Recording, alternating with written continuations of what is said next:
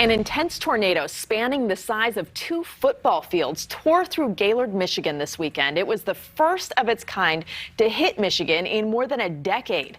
The EF3 twister was on the ground for 20 minutes. Its 140-mile-per-hour winds ripping roofs and walls off buildings and destroying a mobile home park. 2 people were killed in the storm and more than 40 others were injured. Sandy Miller lives there and was in her car when the tornado hit. She is joining us live this evening. Thanks for being here. I'm so glad you're okay. Tell me about your experience. What happened? I was at the stoplight getting ready to head home and turn left. I was talking to my husband on the phone, and all of a sudden I saw debris flying at me from the left side. And I guess I don't recall this, but he said, I think I'm in a tornado. I think I'm in a tornado. And then I was lifted up and my car was tilted to the right. And I kept seeing all this debris, and then it started rolling. So every time I rolled, I thought, is this going to be the last roll? Is this going to be the last roll? When I finally did land, I looked for the closest place to get out, and that was my sunroof that I now know. I didn't know. I thought it was actually the passenger window, but I climbed out and I looked for the closest building, and that was the Marathon gas station. And I just ran towards it. They held the door open for me. Once I got inside, they helped me, checked me out to make sure I didn't have any major injuries. They helped me clean up all the blood that was on me and took care of me until my husband could get there. Wow, that is terrifying. And so did this just come out of nowhere? You didn't hear any warnings? You had no idea it was coming?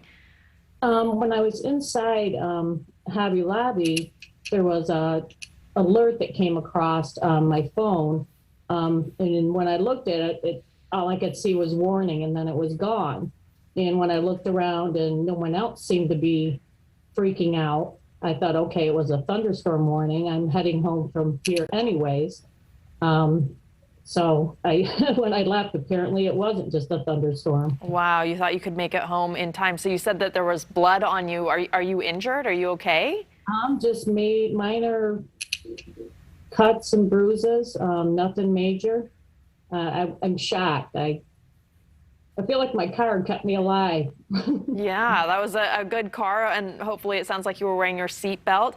What was it like in that moment when you were airborne and rolling around and you were just thinking, when is this going to end? I just kept thinking that I was going to die, that each time, like I said, each time it moved or I saw something new coming at me, it was going to come through the windshield and stab me, or I was going to roll over and I was going to fall out. There were so many scenarios going through my mind. It's amazing how much you can think of in those few seconds. Wow, it's something that no one can really understand unless they're in that circumstance. Does it make you look at the world and your life and reflect on things differently now that you actually thought you might lose your life? Actually, I told my husband we need to start doing all these things that we dream of doing and start doing them now. Yeah, you just never know. You just never know when something crazy like this can happen. Do you consider that in your death experience? I do.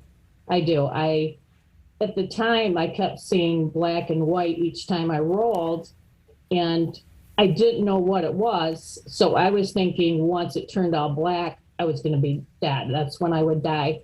Then I later found out after we looked at the car, it was the side airbags that was the white, and then the black was the pavement. So the side airbags definitely saved me from, I believe I would have been hitting the pavement and dying. Well, we are so glad you're okay. I'm so glad you were able to join us tonight and talk about this experience as something that happened to you in the past. Thanks so much for taking the time for us. Thank you. Thanks for watching. Click the red subscribe button below so you can get more of NewsNation's fact-driven, unbiased coverage.